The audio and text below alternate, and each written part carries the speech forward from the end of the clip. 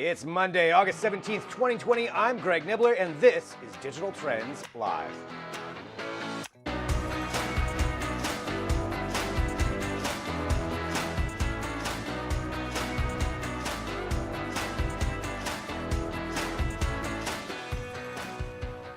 Yes, hello everybody. This is Digital Trends Live. As I said, I'm Greg Nibbler, and thanks for joining us wherever you are. We appreciate it. We broadcast live here every single weekday, 9 a.m. Pacific, noon Eastern, so hit that subscribe button and join the show each day. Let's get you started off with some trending news, as we always do. So the U.S. government has doubled down on its initiative to force Chinese company ByteDance to sell off U.S. interests in TikTok. So the deadline to sell TikTok to a U.S.-based company or face a ban from the U.S. remains at September 20th, 2020. But an additional executive order has now been signed stating that the transaction must be completed within 90 days, citing national security concerns and requiring ByteDance to verify that it has destroyed any data obtained from U.S. customers, including data from its 2017 purchase of Musical.ly. So TikTok and ByteDance, of course, continue to deny the allegations of data impropriety and point to the fact that TikTok has a U.S. headquarters and its CEO is American. Nonetheless, Microsoft has been the most vocal company, publicly stating that it is pursuing the purchase of TikTok, but others have also expressed interest, including Twitter and maybe even Apple. So this all comes as the competition from rivals of the social media platform has increased significantly, with Instagram's Reels recently launching in the US and Triller, which has seen a surge in downloads, and on which, of note, the Trump campaign has just set up an account. So the administration also announced additional restrictions against other Chinese companies, one of which is designed to block Huawei from obtaining semiconductors for its chips, and a continued threat to messaging app WeChat, which is used globally for Chinese citizens to communicate with families and businesses outside of China. So multiple companies, including Ford and Disney, have expressed their concerns with that one. The bottom line is there is a lot going on, and the ramifications are still being determined, and administration officials have hinted that even more action against China-based companies could be coming. So to follow along with our analysis, go to digitaltrends.com. Facebook has made no secret of their goal of cross-platform communication between Facebook, Instagram, and WhatsApp, and it appears they have begun part of that transition. So Instagram users may soon see an update notification which states that there is a new way to message. It comes along in Facebook Messenger, and that's because DMs and Instagram are about to get a new look. So this initial update will allow Instagram users to use the functions that were traditionally just in Facebook Messenger, such as more emojis, changing the look of the chat, and even using swipe to reply features. So this update will also now feature the Messenger logo in the upper right corner instead of the Instagram DM one. And as of right now, you still can't message across the platform as a whole to Facebook users, but that's definitely going to be on the way. And that's because Facebook has made it clear that the ultimate goal is to allow users of any one or all three services to communicate to each other via Messenger. This would, in theory, unify billions of people under the same messaging surface, since adoption of each one varies across geography or culture, even age differences. But you combine all three, that's a lot of people. So it's a bold move with a lot of steps needed to make it happen, but it appears the transition is slowly beginning. Now, originally, Zuckerberg said that the merger of all three platforms would be completed by the end of 2020, and that it would include end-to-end encryption, but we'll have to see if that's still the case and if that timeline is actually met. You can read more about it at digitaltrends.com. All right, does the future of shipping and underwater exploration lie in the hands of the robots? Well, maybe partially, and a recent demonstration is furthering the technology underlying those initiatives. So the UK-based company Seakit International just completed a 22-day mission with its uncrewed surface vehicle named Maxlimer, where it was sent out into the Atlantic to map a section of the seafloor that essentially has no modern data recorded about it. So it left from Plymouth in July and was sent 280 miles out into the ocean. The ship itself utilized an echo sounder to send waves down to about 1 kilometer in depth and was able to map about 1,000 square kilometers of the ocean floor. The technology here, though, that's the real star, since many shipping companies and scientific missions would like to incorporate more robotics into their operations. There are already examples of this. The military has some use cases as well. But the thing is, it's something that a lot of people are looking at. And the key thing is that operators would take remote control of it at any time. For safety regulations, that's an important piece of the puzzle. So utilizing satellites, they took over-the-horizon control, and it worked well. The operators could access onboard cameras with audio, thermal imaging, radar, and could even communicate with nearby vessels. And it was all a part of a contest that was launched to start mapping the world's seafloors. So this is a pretty incredible stat. Only 1/5 of the Earth's seafloors have been mapped. We've mapped more of the moon than the seafloor here on Earth, and that's something scientists want to change. So this is all part of a continued push for autonomous or remotely controlled robotics at sea, including the eventual use in massive cross-Atlantic freight trade. A lot of things need to happen before that does, but this is still an interesting use case of robotic ships. Read more about it at digitaltrends.com. SpaceX looks to set some records with its 100th launch on Tuesday as they plan to send another batch of Starlink satellites utilizing a Falcon 9 rocket, while also setting up more third-party satellites as part of its rideshare program. Let's break it down here. First off, this will be the 11th launch of Starlink satellites as they continue their goal of providing broadband satellite internet access globally, but first here in the US.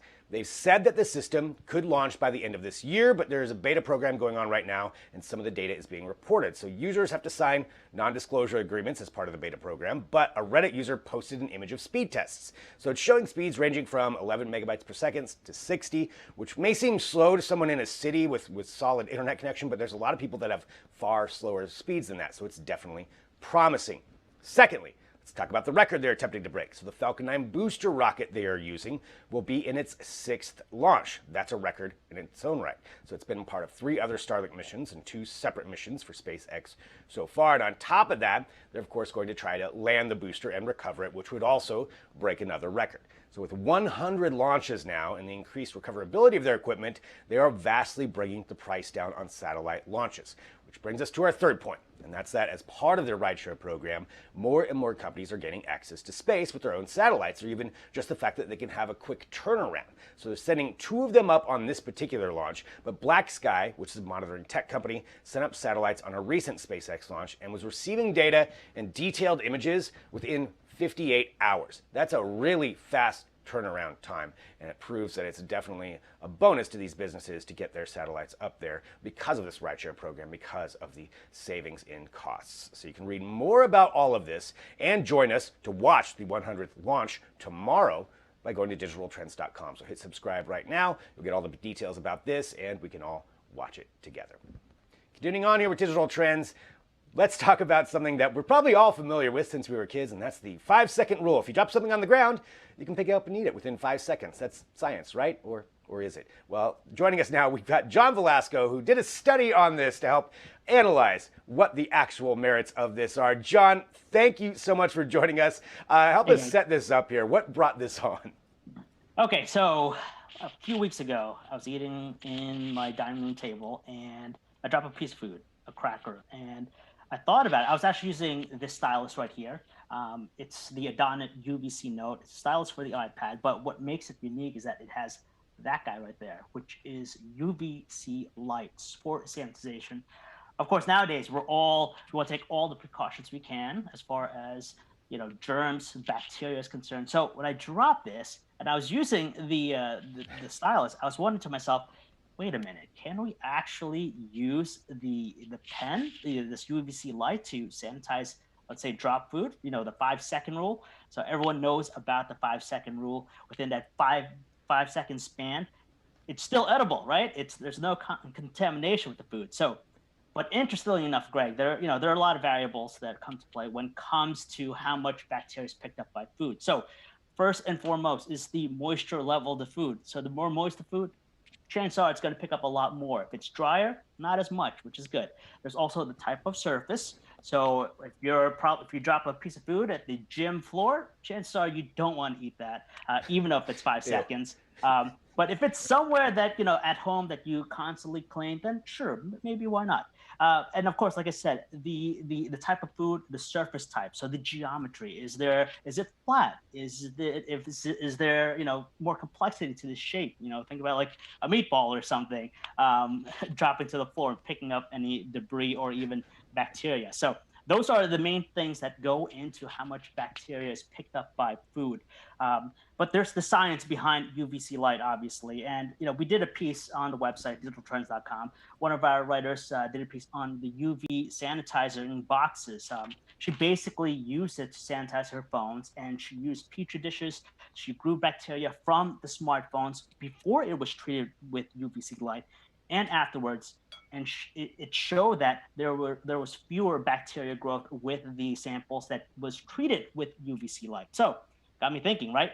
UVC light, I have the wand here, UVC light wand, and the science behind what it does to food. So UVC light is known to kill bacteria.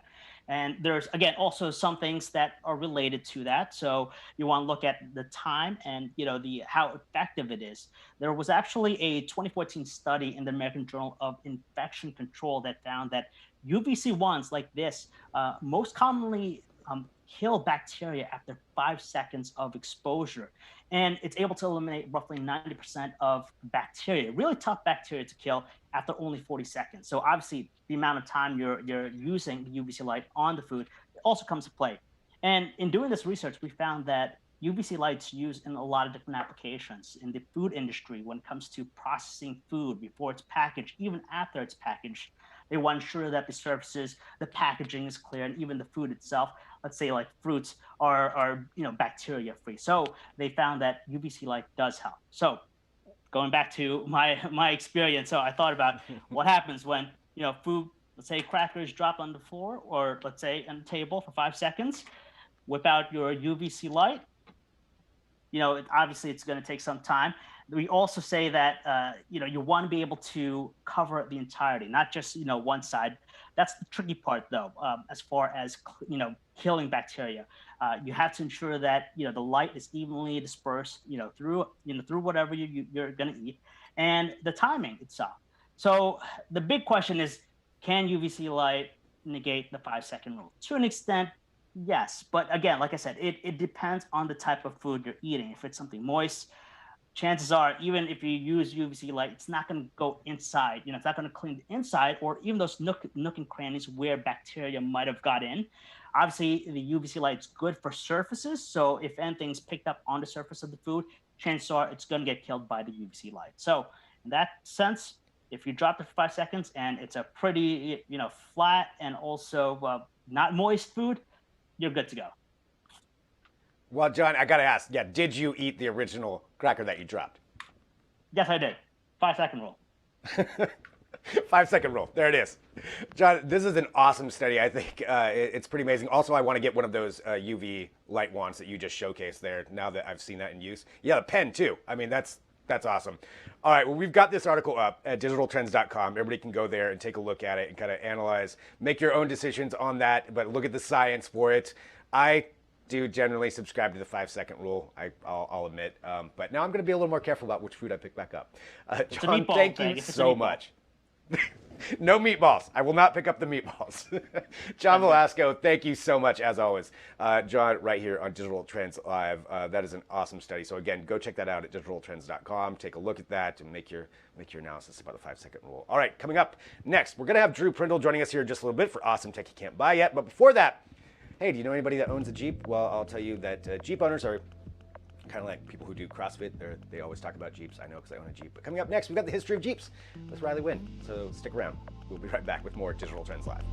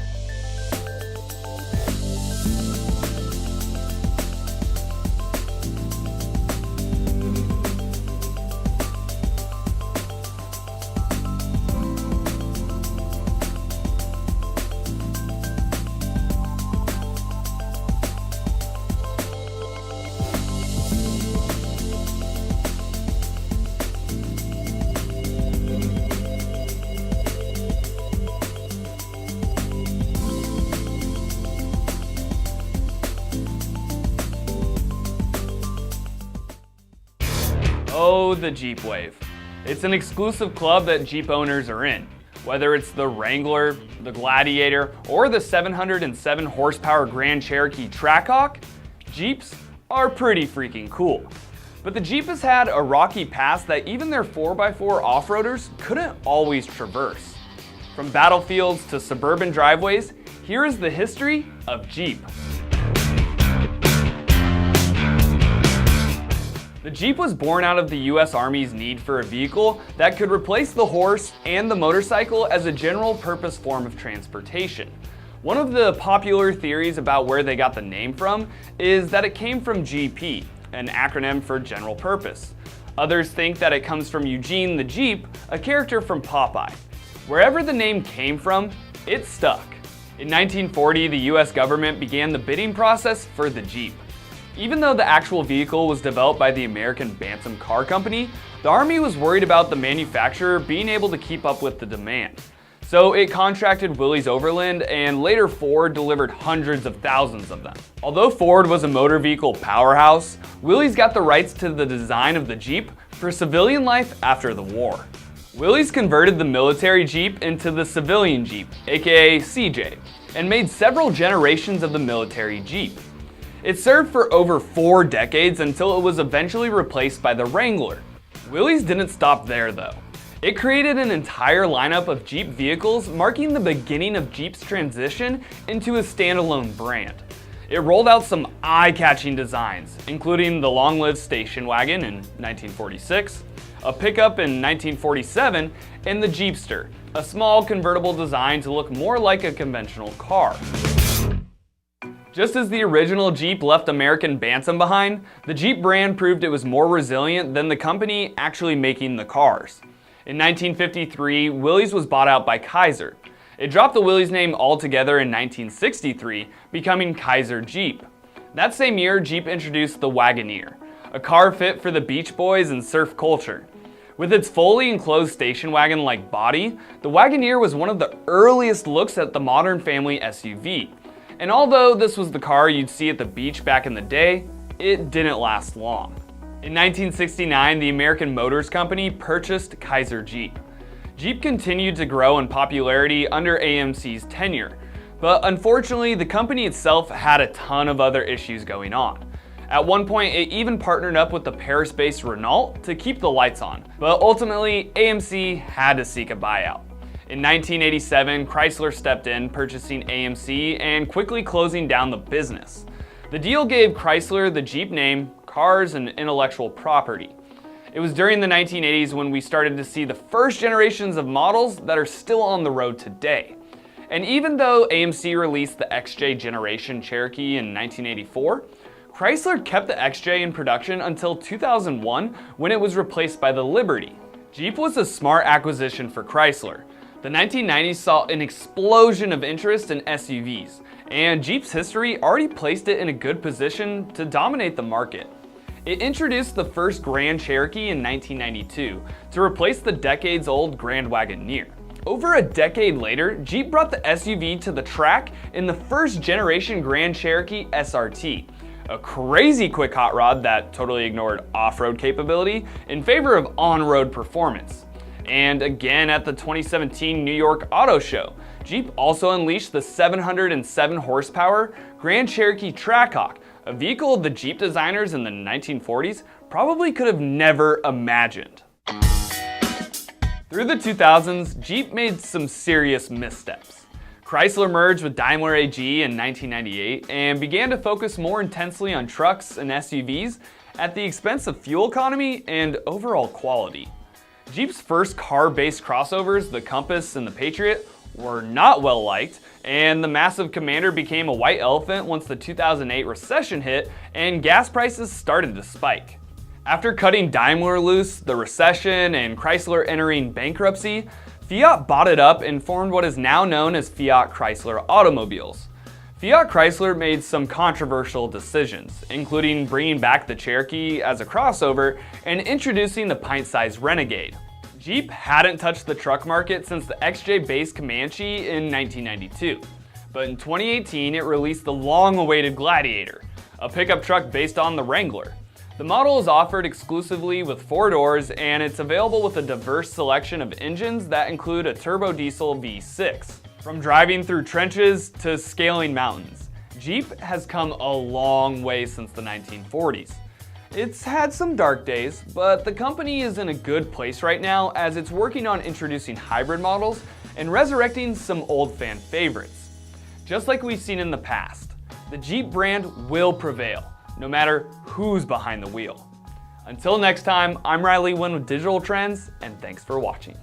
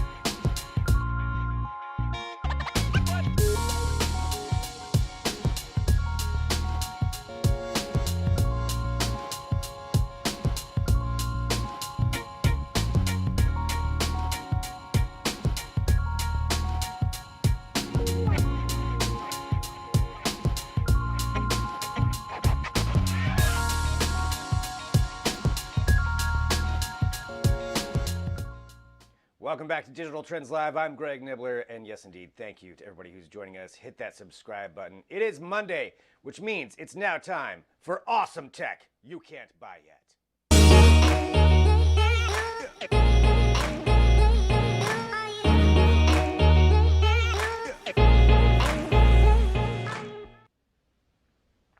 All right, joining us now, we have the one and only Drew Prindle to walk through some of the things that he has found in crowdfunding sites across the internet. He has scoured them for you to bring us what these things are. Drew, hello, always good to see you. What do you want to start off with here? This virtual drum set, the Free Drum 2. I absolutely love this idea. And this is, I mean, as you can probably guess from the name, it is the second generation of a project that was on Kickstarter a few years ago, just called Free Drum. The idea behind it is absolutely brilliant. Basically what it is it's a virtual drum set that you don't need any physical drums for. It's actually just the sticks themselves. And the sticks have these motion sensors and accelerometers and everything inside of them, and they pair with software, so you can build out a virtual drum kit and then just drum in the air, and it will make the corresponding sound based on where you're hitting in the air. So you can drum without any physical equipment whatsoever and without making any noise. So if you're a drummer and you're like living with roommates or something like that, you can just drum for yourself and just play it directly to your headphones, and you don't have to wake the neighbors up or anything. I do like the idea that that's pretty cool tech. I gotta wonder if it has like the actual haptic feedback, the feeling of hitting a cymbal or a snare, like what that actually feels like, or is it just? Yeah, probably not. Maybe that's generation 3, but yeah, you're probably not going to have the tactile like feedback of like actually hitting something. So it's probably not going to be quite as satisfying, and there's probably going to be a few like technical things that you can't really pull off. But yeah, this is, I'm sure, much cheaper than getting a full drum set, and a little bit more convenient. So if you're just getting into it, or you want some way to practice on like the bus or something like that, this would be a good option for you. There's going to be that guy in the bus that's doing this. Looking 100%. at trying to get everybody to look at him like, what are you doing, man? Oh, nothing, man. Just jamming. So we've got not as bad as the acoustic guitar guy on the bus, but so the goal is $50,000. They're funded at $114,000 right now with 24 days to go. So definitely something that I think a lot of people are certainly looking at. Actually, the pledge isn't that bad because you get like a subscription to some things too. Virtual drumsticks, foot sensors even figured into it. All right, that's pretty cool. So that one is the Free Drum 2, the virtual drum kit that you can take a look at there for awesome tech you can't buy yet. All right, going from free drums, what's the next one? Let's talk about the ZenBivy 2. This is another one that's coming back to Kickstarter for a second generation. The original ZenBivy was basically a super lightweight like AirPad and sleeping bag combo. So instead of having like a full sleeping bag, it was just kind of like the sleeping bag zipped into the top of the air mattress, and it was way lighter than before. This is the second generation is basically that same idea, but applied for car camping. So it's not designed to be like stuffed in a backpack. It's just an all-in-one bedroll that you take out of the bag, and it's got the pad integrated with the sleeping bag, and it's super comfy and optimized and all this stuff. So basically the idea is, instead of you having to lug around all of these separate pieces of gear and then set them up once you've got your tent going, you just take this thing out of the bag, it unrolls, and that's everything that you need all in one little unit. So super convenient if you are doing some car camping this summer. Yeah, I was taking a look at it. Does it self-inflate? I was trying to figure that out. And it looks like you can like top it off with, with a I'm nozzle not there. entirely sure. I watched the video actually to this, and I wasn't entirely sure either by the end of it. But I mean, it definitely looks convenient. I was looking at too what the rating was, so it's down to 35 degrees, I think is what it was. So yeah, for like car camping, you're not going to be in anything too extreme. I could see Yeah. that. And then it also had like a pillowcase that comes with it, so you put your own pillow in there. Yeah, they've mean, learned this a is- lot from the. Oh, go ahead. Well, I wanted to know actually what you think. Is this something that you would use? I mean, personally, I don't do quite enough car camping to justify spending that much money on a bedroll. But yeah, I mean, it's as somebody who really hates having to inflate a mattress or like, inflate an entire like huge air mattress, which I sometimes do. It's such a pain. And to have something this simple, I'd be into it. I do wish it was a little bit cheaper, to be honest. That's pretty much exactly how I feel about it too. Like, cause I agree, it's a pain to inflate anything. So if you could just like throw it out, whatever's simple and easy, that's what I'm for. But $229, I don't know if that's enough for me to get rid of the pain of inflating Yeah, something. But it's still, fair. I like the idea. So definitely an interesting one. All right, and then we've got, as always, 3 products. So we've got a third one here to hit as well. Yeah, so the Carbon Smart Mirror like home gym hybrid is the last one that I wanted to bring up. And smart mirrors are something that we've seen a lot of before, but they're typically just kind of like a souped up alarm clock that'll just like see you, you'll, put on your makeup, brush your teeth, do whatever you're doing, and it'll give you like, here's what the weather is for the day, or just like here's the alerts from your phone. This one, Carbon, takes that concept to a completely different level. It's meant specifically for fitness. So it sits on your wall like a normal mirror, but when you want to work out, you just fire up the software that's on board, and it uses like AI to track your form and basically acts as like a virtual like personal trainer. So tracks your reps, critiques your form. You can attach sensors to your weights or whatever equipment you're using, and it'll basically be able to extract much more data from that. And they market it as being a personal trainer for your home. And I love the fact that it's so slim and it would just sit on your wall. Like if you're in a situation like me where you have a tiny apartment and not any room for workout equipment, something that's just super sleek like this and lives on your wall would be an absolute dream come true. Yeah, that is pretty cool, actually. I mean, I know I've had like different kinds of these before, different kinds of workout mirrors, but that one, in particular, right now, with a lot of people not wanting to go into a gym, that's a pretty cool use case, and like you said, like slim like that. So let's see, taking a look at this one. Looks like a lot of other people are definitely into that as well. So way overfunded with 26 days left. But yeah, I mean it's a little spendy, but I guess if you think about like saving on gym fees, maybe Yeah. it would work out. Yeah, I mean, so over the lifetime of this product, I think you definitely save some money if you, as compared to paying for monthly gym memberships.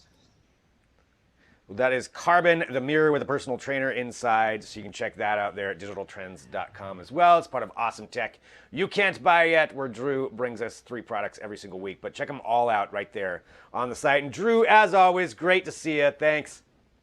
All right, see you, man. Drew Prindle right here for Awesome Tech You Can't Buy Yet every single week. Seriously, it's always interesting and entertaining to see what people are doing. I love those kinds of projects. And I love everybody tuning into this show. We're live here every single weekday, 9 a.m. Pacific, noon Eastern.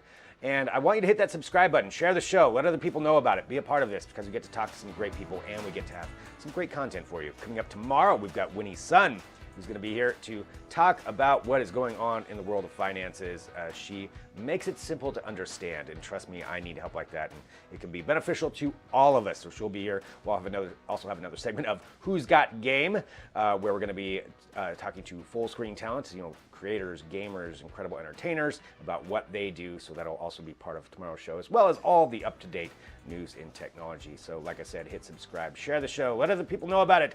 I'm Greg Nibbler. I'll see you right back here tomorrow with another edition of Digital Trends Live.